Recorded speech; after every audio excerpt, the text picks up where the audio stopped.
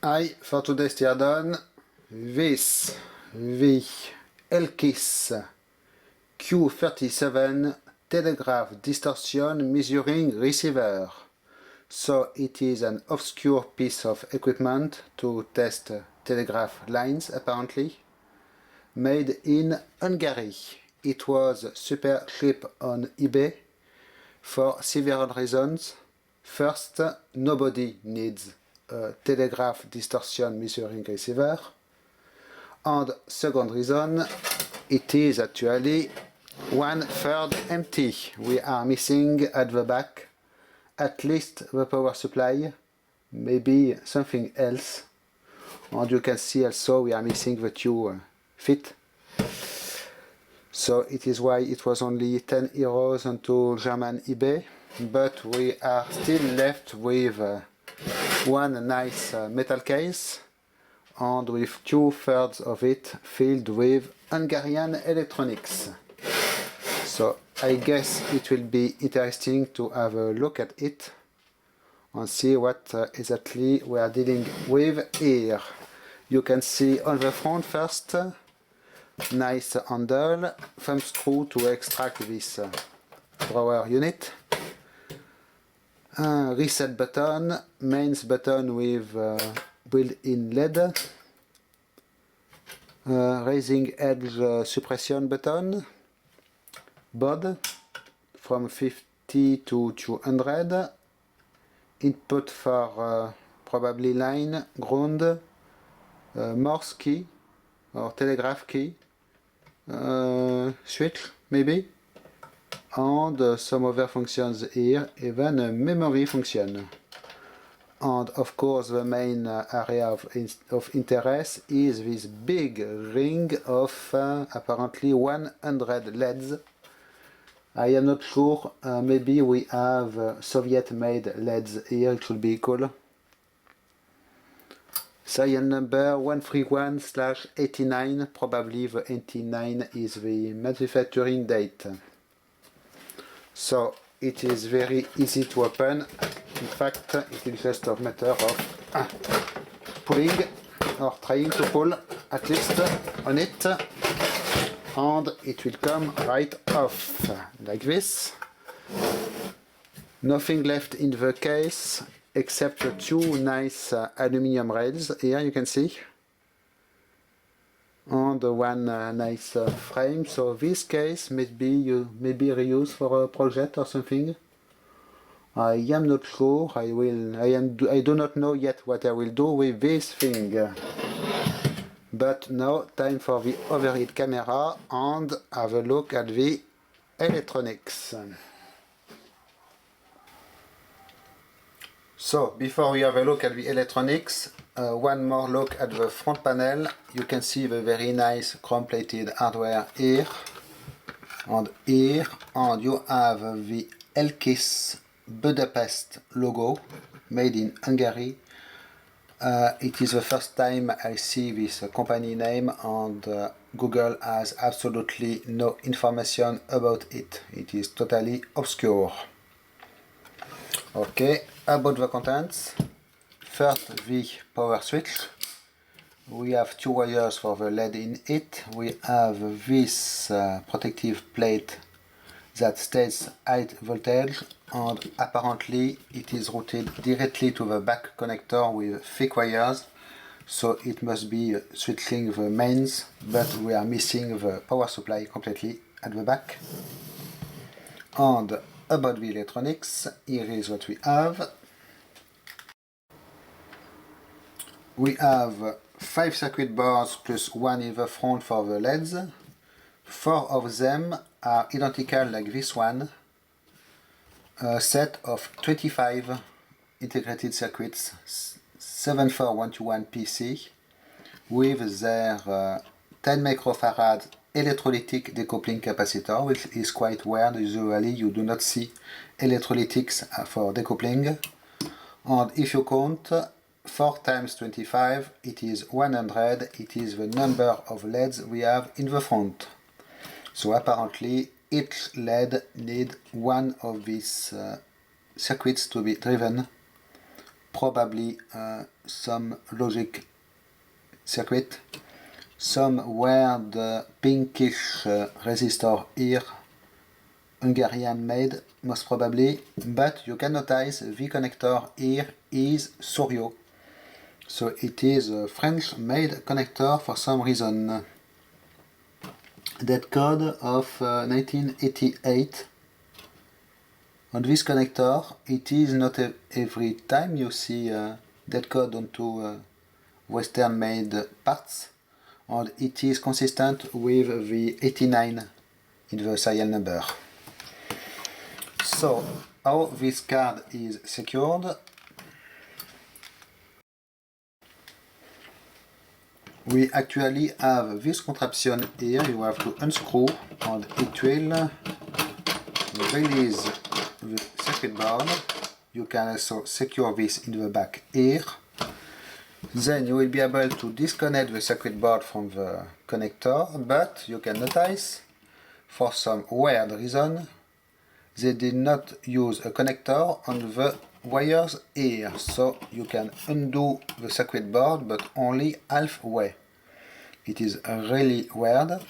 Also you will notice that for some reason some of the wires are connected to the back of the circuit board while they are pass-through holes anyways.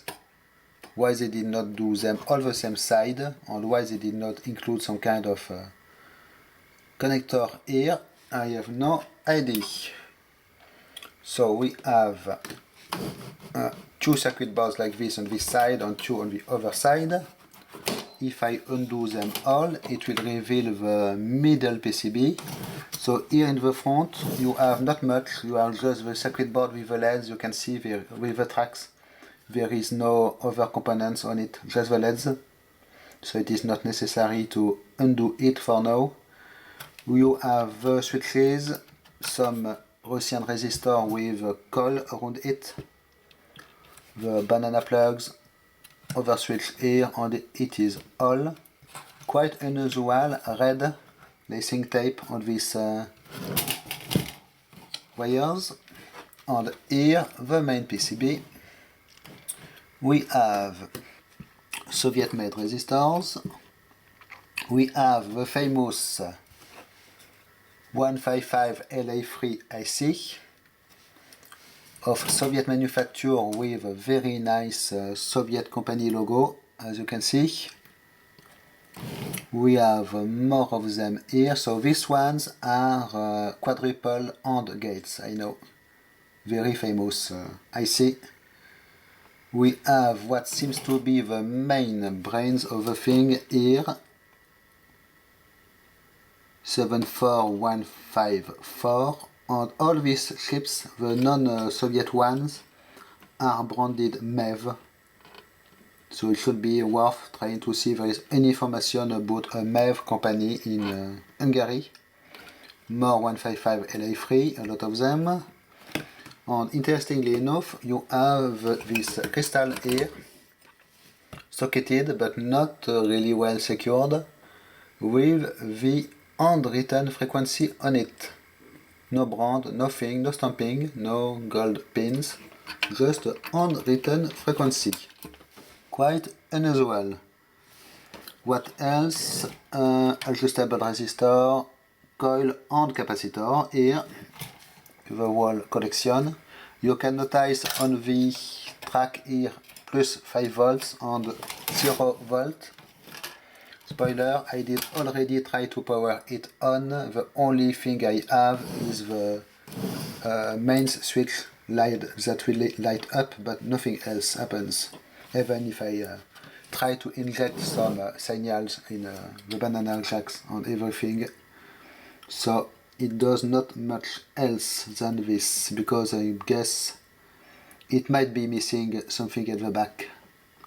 Maybe I am missing other power supplies, obviously. I see on the back here, the thick wires must be the DC input, and we have more than only one 5 volt power supply. So it is completely obscure equipment for telegraphic lines test. Quite gone by now and quite hard to find information about this. I have in my living room another big Soviet telegraphic lines test equipment on display. I cannot take it upstairs to make the teardown because it is 30 kilos, but there is a Soviet scrapper or Russian scrapper who did actually scrap one and made a video. So I will link in the video description. If I find this video again, you will see what it looks like. It is a super cool looking device, but quite impossible to move because of the weight. Okay, so what to do with this thing? Obviously, it is not complete. It is weird. Quite interesting, but not super collectible. And missing half or 1/3 of the electronics. So really, I do not know if I will keep it or maybe scrap it. Keep the circuit board to possibly retrieve integrated circuits later with a hot air gun. Keep all the interesting hardware, or only keep this part and discard the big metal case around it. Also, it is possible, it will take less space. I do not know. I will not do anything for now, but I will not probably keep it on a long term because it was cheap, not super well, interesting, but not super fancy. And obviously I cannot keep everything, but at least we have some cool Soviet ICs in here. The LEDs really do not seem to be Russian made. I believe they are Western made ones, so not a lot of interest at the LEDs, sadly. So maybe I will take it apart, keep the front panel as collectible, raise the aluminum plate here, salvage all the LEDs and salvage the boards for possible retrieval of just the ICs later on. I do not know yet, but it was quite a curious piece of equipment. I was really curious to see what we had inside this. By the way, the potentiometer here is Remix brand. It is a Polish brand, and I believe also, yes, it is written made in Poland on this main switch. You can notice, however, the very Russian-like high voltage warning sign here. And quite a thick aluminum piece here in the front, by the way. Okay, so thanks for watching, bye bye.